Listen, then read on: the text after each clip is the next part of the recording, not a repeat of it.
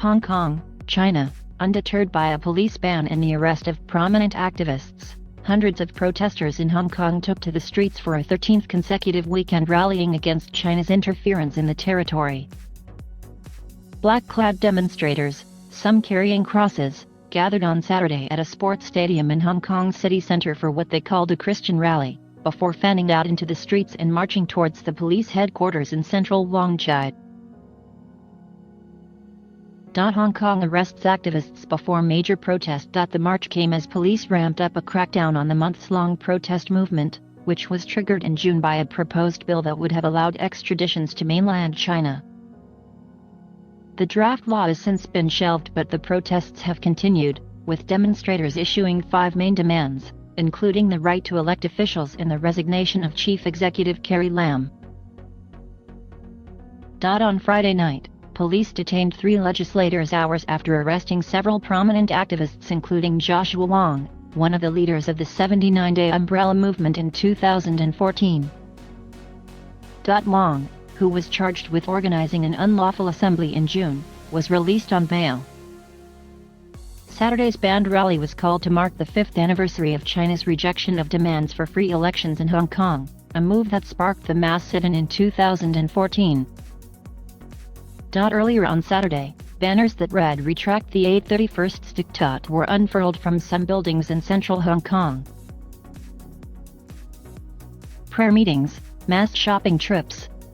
Despite turning down the request to hold a march, authorities made preparations by deploying water cannon outside Beijing's office in Hong Kong, known as the Liaison Office, which has been fortified with 2-meter-tall barricades.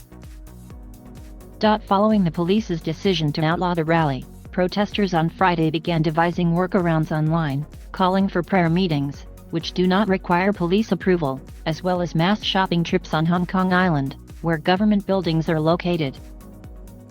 The protest movement has been largely leaderless, mostly coordinated through online forums such as Telegram and Reddit, with established civic groups acting only as intermediaries seeking permission to gather from the police. Any march involving more than 30 people or a gathering of 50 or more people must be approved by authorities. While the demonstrations have been mostly peaceful, some have devolved into violence, with some protesters attacking police stations and government buildings. Nearly 900 people have been arrested.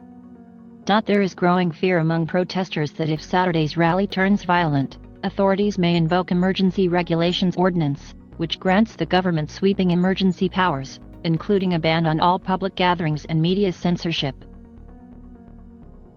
The law was codified nearly a century ago following a mass strike. Some also fear authorities in Hong Kong may call in Chinese troops.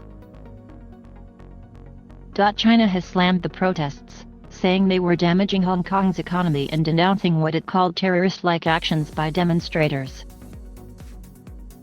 On Thursday, Beijing rotated thousands of new troops into its garrison in Hong Kong. An editorial in the state-run China Daily newspaper said on Friday that Chinese soldiers have no reason to sit on their hands if the already ugly situation worsens.